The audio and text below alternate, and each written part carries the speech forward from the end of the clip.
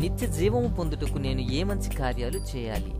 మత్తయి సువార్త 19:16 నుండి చదివితే, నిత్య జీవం పొందుటకు నేను ఏ మంచి కార్యములు చేయవలను అని దేవుణ్ణి ఒకరు ప్రశ్నిస్తారు. ఇది ప్రశ్నలన్నిటిలోకెల్లా అత్యుత్తమమైన ప్రశ్న, ప్రతి మనిషి ప్రశ్నించాల్సినటువంటి ప్రశ్న. ఈ ప్రశ్నలో ఒక అత్యుత్తమమైన ఆశ దాగి ఉంది. ఆ ఆశ మన జీవిత గమ్యానికి చేరుస్తుంది. అయితే ఈ జీవిత గమ్యమే నిత్య జీవము. ఈ నిత్య జీవం పొందడానికి ఏం చేయాలి? ఏ మంచి కార్యాలు చేస్తే నిత్య జీవాన్ని పొందుకుంటాం? నిత్య జీవం పొందడానికి అసలు ఏం చేయాలి అని దేవాతి దేవుని ఒకడు ప్రశ్నిస్తున్నాడు. ఈ లోకంలో మనిషి బ్రతుకు దినములన్నీ కూడా యాత్రికుని పోలి ఉంటాయి. యాత్రికుడు తన ప్రయాణాన్ని ముగించుకుని తిరిగి తన గమ్యానికి ఏ రీతిగా అయితే చేరతాడో, యాత్రికుని వల్ల ఈ లోకంలోనికి వచ్చినటువంటి మనము మన జీవిత గమ్యాన్ని ముగించుకొని మరణము ద్వారా తిరిగి ఏ లోకానికి చేరతామో, ఏ గమ్యానికి చేరతామో అనే ప్రశ్న మనందరిలోనూ కలగాలి. ఈ లోక జీవితము ద్వారా దాని ఫలితంగా వచ్చేటువంటి గమ్యమే నిత్య జీవము. ఆ నిత్య జీవం పొందడానికి ఏ ప్రయత్నం చేయాలి? ఏ మంచి పనులు చేయాలి? ఇటువంటి అత్యుత్తమమైన ప్రశ్నకు దేవుడిచ్చే అత్యుత్తమమైన సమాధానం, నీవు నిత్య జీవములో ప్రవేశింపగోరిన ఎడల ఆజ్ఞలను గైకొనుము. అంటే మంచి కార్యాలు మనల్ని సమాజంలో ఒక మంచి వ్యక్తిగా గుర్తింపు తీసుకువస్తాయి తప్ప నిత్య రాజ్యం చేర్చలేవు. అవును, రక్షణ లేకుండా మంచి కార్యాలు ఎట్టి పరిస్థితుల్లోనూ నిత్య జీవనానికి చేర్చలేవు. రక్షించబడ్డ నీవు ఆజ్ఞలు గైకొనాలి. ఆజ్ఞ అంటే ఎందుకు అని ప్రశ్నించకుండా చెప్పింది చెప్పినట్లు చేస్తేనే అది ఆజ్ఞ. ఆజ్ఞలు అనగానే వెంటనే నిర్గమాకాండ 20వ అధ్యాయంలో ఉన్న 10 ఆజ్ఞలు గుర్తుకొస్తాయి. కానీ అవి ఇశ్రాయేలు ప్రజలకు సంబంధించిన ధర్మశాస్త్ర ఆజ్ఞలు. మనమైతే క్రైస్తవులుగా యేసు ప్రభు వారు చెప్పిన నూతన నిబంధన ఆజ్ఞలను గైకొనాలి. ఒక వ్యక్తి వచ్చి అడుగుతున్నాడు, అన్ని ఆజ్ఞల కన్నా ప్రధానమైన ఆజ్ఞ ఏది అని. ప్రభు వెంటనే సమాధానం ఇచ్చారు. తను ఎలాగైతే తను సృష్టించిన మనిషి ఉండాలని కోరుకుంటున్నాడో వాటిని 2 ఆజ్ఞలుగా కూర్చి చెప్పేశాడు. మొదటిది, నీ పూర్ణ హృదయముతోను నీ పూర్ణ ఆత్మతోను నీ దేవుడైన ప్రభువుని ప్రేమించవలని. ఇది అత్యంత ప్రధానమైన ఆజ్ఞ. రెండవది, నిన్ను వల్ల నీ పొరుగు వారిని ప్రేమించవాలని. ఇది 2వ ఆజ్ఞ. వీటికన్నా ముఖ్యమైన ఆజ్ఞ మరేమీ లేదు అని ప్రభు చెప్తున్నాడు. ఇంత స్పష్టంగా ఇంత ఖచ్చితంగా ప్రభు సెలవిచ్చాడు అని అంటే ఈ 2 ఆజ్ఞలే ప్రధానమైన ముఖ్యమైన ఆజ్ఞలను గుర్తించండి. అందుకే నూతన నిబంధనలో ఈ వచనాలు చాలా చోట్ల కనబడతాయి. దేవాతి దేవుడు ప్రేమస్వరూపుడు గనక, ప్రేమను మనకు పంచడానికి వచ్చాడు గనక ప్రధానమైన ఆజ్ఞ ప్రేమ గూర్చి మాత్రమే. మొట్టమొదటిది ఏంటంటే దేవుణ్ణి మనం ప్రేమించాలి. అంటే నీ పూర్ణ హృదయముతో పూర్ణ ఆత్మతో దేవుడైన ప్రభువుని ప్రేమించాలి అని, ఆరాధించాలి అని. అది దేవుని ప్రేమించాలి మనం. అది ఇహలోక సంబంధమైనది కాదు. కానీ 2వ ఆజ్ఞగా నిన్ను వలె నీ పొరుగు వారిని ప్రేమించాలి అని చెప్తున్నాడు. అంటే ఈ లోకానికి సంబంధించిన ప్రేమ గురించి. అంటే 2 ఆజ్ఞలు కూడా ప్రేమకు సంబంధించిన ఆజ్ఞలు. అంటే నువ్వు ప్రేమించేవాడవైతే 2 ఆజ్ఞలకి అర్థం నీకు తెలిసి వస్తుంది. మొట్టమొదటి దేవుణ్ణి ప్రేమించడం, రెండవది పొరుగు వాడిని ప్రేమించడం. దేవుడు ఇంత గొప్ప ప్రేమని మనకు ఆజ్ఞగా ఇస్తే దేవుని ప్రేమను పొందుకునేవాడు లేకుండా పోయాడు, దేవుని ప్రేమించేవాడు లేకుండా పోయాడు. కానీ ఈ లోకంతో కలిసి ఈ ప్రేమ అంతటిని కూడా భ్రష్టుపట్టించేసి సర్వనాశనం చండాలం చేసి పడేశారు. దేవుడు చెప్పేటువంటి ప్రేమకి, ఇప్పుడు జరిగేటువంటి ప్రేమకి, మీరు అనుకునేటువంటి ప్రేమకి, ఇప్పుడు లోకం తెలిసినటువంటి ప్రేమకి చాలా తేడా ఉంది. దేవుడు మనకు ఆజ్ఞగా ఇచ్చినటువంటి ప్రేమ ఎక్కడా కనబడదు. ఎంత విలువ కలిగినటువంటి ఈ ప్రేమ ఎక్కడైనా దాగుందా అని అంటే లేదు, ఎక్కడైనా బ్రతుకుందా అని అంటే లేదు. ఒకవేళ ఉంటే అది తల్లిదండ్రుల మధ్య అంతో కొంత ఉంటుందే తప్ప కనీసం భార్యాభర్తల మధ్య కూడా అంతంత మాత్రమే ఉంటుంది. ఇంత గొప్ప ప్రేమని ఈ లోకానికి దేవుడు మనకు అనుగ్రహిస్తే మనం దాన్ని నాశనం చేసేసాం, సర్వనాశనం చేసేసాం. ప్రేమ అంటే అర్థం పర్థం లేకుండా చేసేసాం. దేవుడిచ్చిన ప్రేమ ఏది? మనం జీవించే ప్రేమ ఏది? ఇదేనా దేవుడు కోరుకుంటున్న ప్రేమ? నీ నుండి నా నుండి దేవుడు కోరుకునే ప్రేమ ఇదేనా అంటే కాదు. మనం నాశనం చేసినటువంటి ఈ ప్రేమకి మరలా మనం సింబల్స్ పెట్టుకున్నాం. హృదయాన్ని చూపిస్తాం ఈ ప్రేమకి చిహ్నంగా. హార్ట్ సింబల్ అని మనం పిలుస్తున్నాం. అయితే మీ అందరినీ నేను ఒక ప్రశ్న అడుగుతాను, హృదయానికి ప్రేమకి సంబంధం ఏంటి?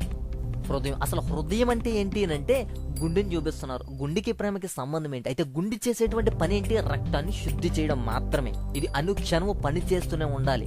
ఆలోచనలు గానీ, ఫీలింగ్స్ గానీ, ఎమోషన్స్ గానీ ఏది కూడా కంట్రోల్ చేయలేనటువంటిది. రక్త ప్రసరణ వ్యవస్థకు మాత్రం సంబంధించినటువంటి ఈ గుండెను హృదయంగా ప్రేమకు చిహ్నంగా చూపిస్తున్నాం. ఫీలింగ్స్ అయినా, ఆలోచనలైనా వేరే వేరే ఏ స్థితిలోనైనా నీ మెదడులో నుంచి రావాల్సిందే, నీ మైండ్ లో క్రియేట్ అయిందే తప్ప అది నీ ఆలోచనలు బట్టి, నీ అంతర్ధ్యానాన్ని బట్టి ఉంటుందే తప్ప హృదయంలో నుంచి పుట్టుకొచ్చింది కాదు. కానీ పనికిరాని ప్రేమకు హృదయాన్ని మాత్రం సింబల్ గా ఎప్పుడు చూపించకండి. ఎందుకు అనంటే సింబల్, ప్రేమకు సింబల్ ఏదైనా, ప్రేమకు చిహ్నం ఏదైనా ఉంది అనంటే అది కేవలం క్రాస్, ఓన్లీ సిలువ మాత్రమే దానికి చిహ్నం. నేను ఖచ్చితంగా ఖండితంగా చెప్పగలను, అటువంటి ప్రేమ ఎవరు ఇవ్వలేదు, చూపించలేదు. గనుక సిలువను మాత్రమే ప్రేమకు చిహ్నంగా చూపించాలి.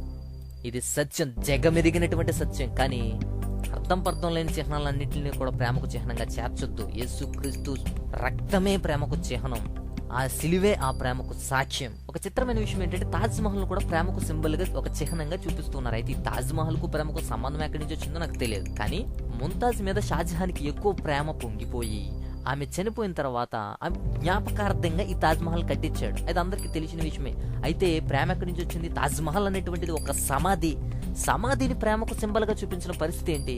షాజహాన్ అమర ప్రేమికుడా, గొప్ప ప్రేమికుడా అంటే కాదు. ఎందుకలా అంటే ఆయనకి 7 భార్యలు ఉన్నారు. 7 భార్యల్లో ఈ ముంతాజ్ అనేది 4వ భార్య. మిగతా వాళ్ళందరిని వదిలేసి ఈమె మీదే ప్రేమ ఎక్కువగా చూపించి ఈమె కోసమే తాజ్ మహల్ కట్టాడు కాబట్టి, అందరికన్నా ఎక్కువ ప్రేమ ఈవిడ మీదకి చూపించాడు కాబట్టి అది ప్రేమకు సింబల్ అయిపోయిందా? ఈ ముంతాజ్ షాజహాన్ దగ్గరికి చేరక ముందు వివాహమైంది, భర్త కూడా ఉన్నాడు. కానీ షాజహాన్ ముంతాజ్ని తీసుకురావడానికి భర్తను చంపి మరీ తీసుకొచ్చాడు. అంటే భర్తను హతం చేశాడు కాబట్టి, చంపేశాడు, ముంతాజ్ని ఎత్తుకొచ్చాడు కాబట్టి ప్రేమకు సింబల్ గా ఈ తాజ్ మహల్ పెట్టారా? ఆలోచించండి ప్రియులారా. అలాగే ఈ ముంతాజు 13 మందిని కన్న తర్వాత 14వ కానుపులో చనిపోయింది. అంతే 14 మందిని కన్నారు కాబట్టి ప్రేమకు సింబల్ గా పెట్టారు ఈ తాజ్ మహల్ ని. ఆలోచించండి ప్రియులారా, ప్రేమకు చిహ్నంగా ఏది పెడుతున్నారు? అంత మాత్రమే కాదు, ఇంకొక విషయం ఏంటంటే ఈ షాజహాన్ ముంతాజ్ చనిపోయిన వెంటనే ముంతాజ్ యొక్క సహోదరిని, ముంతాజ్ యొక్క చెల్లిని తీసుకొచ్చి వివాహం చేసుకున్నాడు. ముంతాజ్ అయిపోయింది, వాళ్ళ చెల్లి అయిపోయింది. అలా 7 భార్యను సంపాదించుకున్న ఈ షాజహాన్ నిర్మించిన కోట ప్రేమకు సింబల్ ఎలా అయింది? ఇలా అర్థం పర్థం లేకుండా ప్రేమను సర్వనాశనం చేశారు. దానికి సింబల్స్ గా, చిహ్నాలుగా వీటిని నిర్మిస్తున్నారు. నిజమైన చిహ్నం ఏదైనా ఉంది, సింబల్ ఏదైనా ఉంది అని అంటే అది క్రాస్ మాత్రమే, సిలువ మాత్రమే అని గుర్తించుకోండి. అసలు దేవుడు మనకిచ్చినటువంటి ఆ పరిశుద్ధ ప్రేమ ఏది? దేవుడి నుంచి మనం ఏ ప్రేమ పొందుకుంటున్నాం? మనం ఏ ప్రేమ దేవునికి ఇస్తున్నాం? మనం యెహోలోక సంబంధంలో ఏ ప్రేమని అనుభవిస్తున్నాం అని గుర్తుపెట్టుకోండి. అందుకే దేవుడి ప్రేమని 2 ఆజ్ఞలుగా చేసిచ్చాడు. మొట్టమొదటి దేవుని మనం ప్రేమించాలి, నీ పూర్ణ హృదయంతో, పూర్ణ ఆత్మతో దేవుడైన ప్రభువుని ఆరాధించాలి, ప్రేమించాలి. రెండవది నీ పొరుగువాడిని, సహోదరుని ప్రేమించాలి అని. ఇటువంటి గొప్ప ప్రేమ ప్రతి ఒక్కరిలోనూ కలిగినట్లయితే నిత్య జీవం పొందడానికి ఖచ్చితంగా కారకుడు అవుతావు. ఎందుకనంటే దేవుని వారసుడు అవుతావు. ఈ ముఖ్యమైనటువంటి ఆజ్ఞ కాకుండా కొత్త నిబంధనలో మరి యొక్క కొన్ని ఆజ్ఞలు మనం గమనించుకుందాం. మొట్టమొదటి మత్తయి సువార్త 19వ అధ్యాయం 18వ వచనంలో ఇంకొక ఆజ్ఞ కనబడుతుంది. నరహత్య చేయవద్దు. నరహత్య అంటే మనిషిని చంపడం. మనం ఈ పని ఎప్పుడు చేయలేదు, అంటే ఎవరిని చంపలేదు కాబట్టి ఈ ఆజ్ఞలో మనం చక్కగా తప్పించుకుపోవచ్చు. ఈ ఆజ్ఞను మనం గైకొన్నట్లే అనుకుంటున్నారేమో. ఒకసారి ఆలోచించండి. నరహంతకుడు అంటే బైబిల్ ఏం చెప్తుందో తెలుసా? మొదటి యోహాను పత్రిక 3వ అధ్యాయం 15వ వచనం గమనిస్తే, తన సహోదరుని ద్వేషించువాడు నరహంతకుడు, ఏ నరహంతకుని యందును నిత్య జీవం ఉండదని మీరు ఎరుగుదురు అని చెప్తున్నాడు. అందుకే దేవుడు ముందుగానే మనకు సెలవిచ్చాడు, నిన్ను వలె నీ పొరుగు అని అనగా నీ సహోదరుని ప్రేమించుము అని. ఈ ప్రేమ స్థానంలో ద్వేషం ఎప్పుడైతే వస్తుందో మనల్ని నరహంతకుని చేస్తుంది. అందుకే తన సహోదరుని ద్వేషించేవాడు నరహంతకుడు అని. మనం మనిషిని చంపాలంటే కత్తిలే అవసరం లేదు, ద్వేషంతో నిండిన మాటలచే కత్తులుగా మలిచి చంపేయచ్చు. ఇప్పుడు చెప్పండి, మనం ఎన్ని నరహత్యలు చేసాము? మన లెక్క కూడా అందదు కదా. మన హృదయం అంతా ద్వేషమే కదా. అయితే ఒక్క విషయం, ఏ నరహంతకుని యందును నిత్య జీవము లేదు. మరి అలా అయితే నిత్య జీవానికి ఏ ఒక్కడు వెళ్ళలేడు. అట్లయితే మరి మన సంగతి ఏంటి? వద్దు, గుర్తుపెట్టుకోండి. ద్వేషాన్ని విడిచి ప్రేమను పంచుకుందాం, ఆ నిత్య జీవానికి వారసులం అవుదాం. దేవుడు నూతన నిబంధనలో ఇచ్చినటువంటి ఇంకొక ఆజ్ఞ మత్తయి సువార్త 19వ అధ్యాయం 18వ వచనంలో వ్యభిచరించవద్దు అని. పరిశుద్ధ గ్రంథం వ్యభిచారం అనే పాపాన్ని అన్ని పాపముల కంటే ఘోరమైన పాపాలుగా పేర్కొంటుంది. కారణం ఏంటంటే ఏ పాపమైనా ఒకరి వల్లే జరుగుతుంది, కానీ వ్యభిచారం మాత్రం ఒక వ్యక్తి పాపం చేస్తూ మరొకరికి ఆ పాపంలోనికి లాగుతారు. అంటే ఆ పాపం ద్వారా ఇద్దరు నాశనం అవుతున్నారు. అయితే కొంతమంది అనుకోవచ్చు, అయితే వ్యభిచారం జోలికి నేను వెళ్ళట్లేదు కాబట్టి నేను ఇంకా రక్షించబడిపోయాను అని. అయితే ఆలోచించండి, ఒక స్త్రీని మోహపు చూపుతో చూచి ప్రతివాడు అప్పుడే తన హృదయమందు ఆమెతో వ్యభిచారం చేసిన వాడు అవుతాడు. ఇది ఒక పురుషునికే కాదు, స్త్రీకి కూడా వర్తిస్తుంది. ఒక పురుషుని మోహపు చూపుతో చూచి ప్రతి స్త్రీ అప్పుడే తన హృదయం ముందు అతనితో వ్యభిచారం చేసింది అవుతుంది. అంటే చేసినా చూసినా రెండు ఒకటేనా? కానే కాదు. చేసిన దానికి చూసిన దానికి శిక్ష ఒకటేనా? కానే కాదు. చేసిన దానికి చేసినంత, చూసిన దానికి చూసినంత. మరి ఎందుకు ఇలా అంటే, మోహపు చూపుతో చూస్తే అది హృదయంలో ముద్రించబడి ఆ తప్పు చేయడానికి శరీరాన్ని బలవంతం చేయొచ్చు. అట్లాంటి చూపులే లేకపోతే ఆ తప్పు చేసే అవకాశం ఉండదు. కాబట్టి అందుకే ఆయన వేలతో సహా పాపాన్ని పిగిలించి వేయాలని అట్లా చెప్పారు. అంతేగాని చేసినవాడు చూసినవాడు ఇద్దరు ఒకటేనా మాత్రం తలంచుకోకండి. చేసిన వాడికి చేసినంత శిక్ష, చూసిన వాడికి చూసినంత శిక్ష. మీకు ఈ విషయం తెలుసా? వ్యభిచారం 2 రకాలు. మొదటిది శారీరకమైనది. ఇది అక్రమమైన శారీరక సంబంధాలు కలిగినటువంటిది శారీరకమైన వ్యభిచారం. రెండవది ఆత్మీయమైనది. పిరిడైన యేసుతో కాకుండా సాతానుతో కొనసాగించేటువంటి సంబంధాలు ఆత్మీయమైన వ్యభిచారం. మనం ఈ రెండిటిలోని ఏ వ్యభిచారంలో ఉన్నామో అగ్నిగుండమే శరణ్యం. వ్యభిచారులు అగ్ని గంధకములతో మండు గుండములో పాలు పొందుదురు. ఇది 2వ మరణం అని ప్రకటన గ్రంథం 21వ అధ్యాయం 8వ వచనంలో కనబడతాం. శారీరక వ్యభిచారంలో ఉన్న ఆత్మీయ వ్యభిచారంలో రెండిటిలో ఏ వ్యభిచారంలో ఉన్నప్పటికీ మనకి అగ్నిగుండమే దిక్కవుతుంది. వద్దు, అది ఊహలకే భయంకరం. మన జీవితాలను సరి చేసుకుందాం, నిత్య జీవనంలోకి ప్రవేశిద్దాం, ఆ రీతిగా మన జీవితాలను సిద్ధపరచుకుందాం. అలాగే యేసుక్రీస్తు ప్రభువు నూతన నిబంధనలు ఇచ్చినటువంటి ఇంకొక ఆజ్ఞ, దొంగిలించవద్దు. మత్తయి 19:18. మనం అనుకోవచ్చు ఎవరి దగ్గర ఏమీ దొంగిలించలేదు కదా అని, కానీ మనం దేవుని దగ్గరే దొంగిలిస్తున్నామన్న మాట తెలుసా? అంటే మనం మామూలుగా దొంగలం కాదు. కానీ ఒక వచనాన్ని చూద్దాం. మానవుడు దేవుని యొద్ద దొంగిలునా? అయితే మీరు నా యొద్ద దొంగిలింతరి. దేని విషయంలో? మేము నీ యొద్ద దొంగిలింతుమని మీరందరూ 10వ భాగము ప్రతిష్టార్పణలకు ఇయ్యక దొంగిలింతరి అని మలాకి గ్రంథం 3:8 కనబడుతుంది.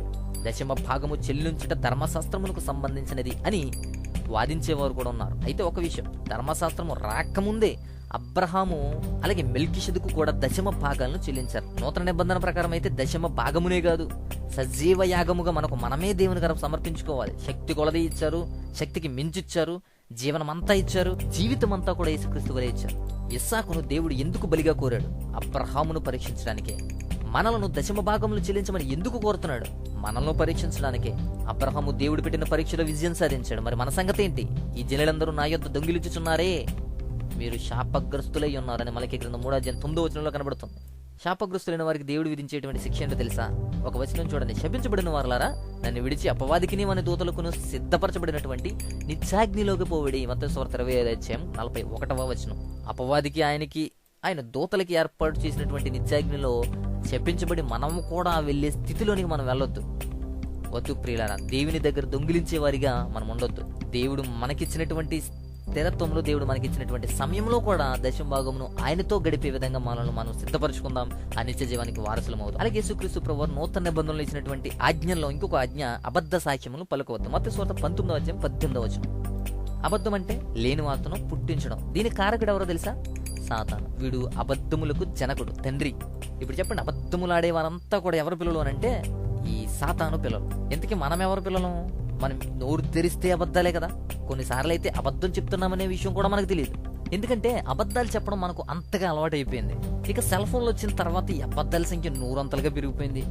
ఎక్కడో ఉన్నవాడు నీ పక్కనే ఉన్నానంటాడు, నీ పక్కనే ఉన్నవాడు ఎక్కడో ఉన్నానంటాడు. ఇట్లా ఎన్నో లెక్కలేనన్ని అబద్ధాలు.